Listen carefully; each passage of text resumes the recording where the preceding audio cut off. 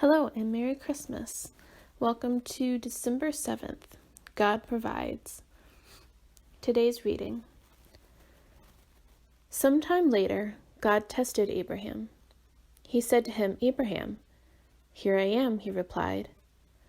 Then God said, "Take your son, your only son whom you love, Isaac, and go to the region of Moriah. Sacrifice him there as a burnt offering on a mountain I will show you." Abraham took the wood for the burnt offering and placed it on his son Isaac, and he himself carried the fire and the knife. As the two of them went together, Isaac spoke up and said to his father, "Father?" "Yes, my son," Abraham replied. "The fire and the wood are here," Isaac said, "but where is the lamb for the burnt offering?" Abraham answered, "God himself will provide the lamb for the burnt offering, my son." And the two of them went together. When they reached the place God had told him about, Abraham built an altar there and arranged the wood on it. He bound his son Isaac and laid him on the altar on top of the wood. Then he reached out his hand and took the knife to slay his son. But the angel of the Lord called to him from heaven, "Abraham, Abraham." "Here I am," he replied. "Do not lay a hand on the boy," he said. "Do not do anything to him. Now I know that you fear God, because you have not withheld from me your son, your only son." Abraham looked up, and there in a thicket he saw a ram caught by its horns. He went over and took the ram and sacrificed it as a burnt offering instead of his son. So Abraham called the place, "The Lord will provide." Genesis chapter 22, verses 1 and 2 and 6 through 14. It is a thing to call a place, "The Lord will provide." It is a thing to name where you live provision. To name the place you call home, "The Lord will provide." To take your tired hand and turn the knob of that front door marked "Provide" and step into the widening vista of Advent and find that the literal translation of "to provide" means to see. God always sees, and he will always see to it. That is all that ever matters. God always sees, and he will always see to the matter. Your legs may be weary, and your heart may be heavy, and your questions may be many, but wherever you are facing, it is always named Mount Moriah. The Lord will appear, the Lord will see, and he will see to it, and he will be seen. The act of God seeing means God acts. God's observing means he always serves. This is the thing. Your God's constant vision is your constant provision.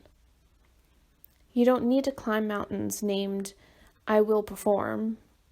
You don't need to climb mountains named "I will produce." Every mountain that every Christian ever faces, the Lord levels with sufficient grace. The Lord will provide.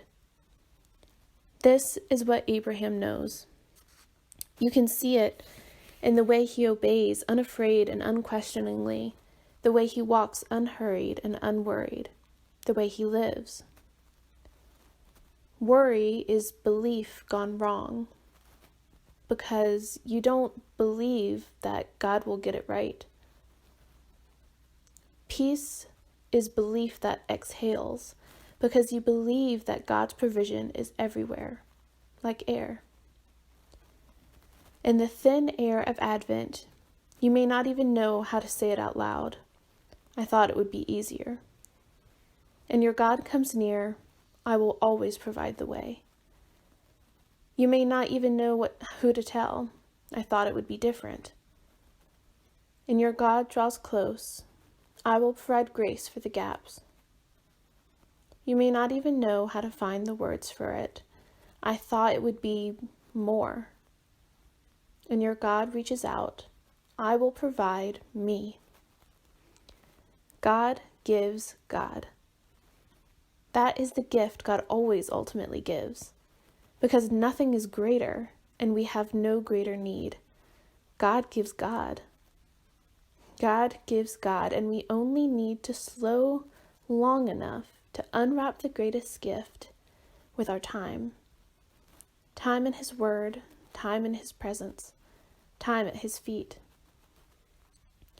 In this moment, in this middle of midwinter, in the dark of your very thickest thicket, there's the rough bark of the tree. And there you can feel it, the whitened wool of your willing lamb. You can feel the willing pulse of His warm heart.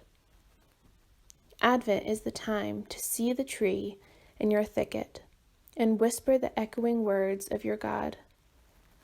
Now I know, since you did not spare your only Son, how will you not also graciously give us, even me, all things you know I need?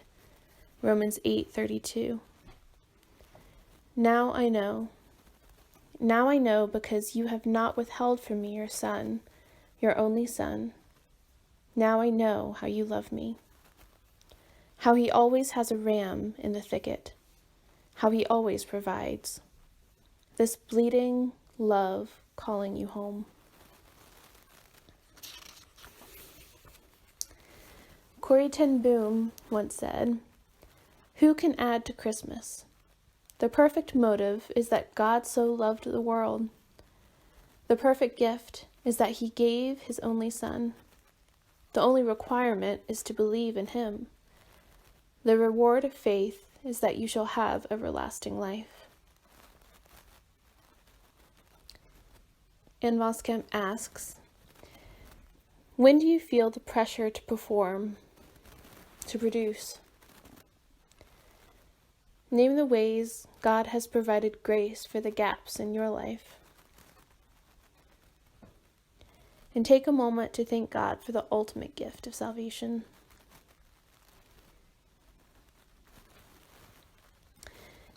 That concludes our reading for today.